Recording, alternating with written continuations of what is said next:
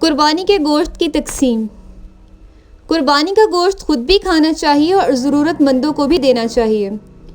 قرآن مجید میں ارشاد باری تعالیٰ ہے، سورۃ الحج آیت نمبر 36، ترجمہ: بس اس میں سے کچھ کھاؤ اور قناعت کرنے والوں کو اور مانگنے والوں کو بھی کھلاؤ۔ رسول اللہ صلی اللہ علیہ وآلہ وسلم نے فرمایا، قربانی کا گوشت کھاؤ، رکھو اور صدقہ کرو۔ قربانی کا گوشت خود استعمال کرنے کے ساتھ ساتھ غریبوں اور رشتہ داروں کو بھی دیا جا سکتا ہے۔ کنبہ بڑا ہونے کی صورت میں تمام گوشت خود بھی استعمال کر سکتے ہیں۔ خود اور عزیز و اقارب صاحب استطاعت ہوں تو قربانی کا تمام گوشت غریبوں میں بھی تقسیم کیا جا سکتا ہے۔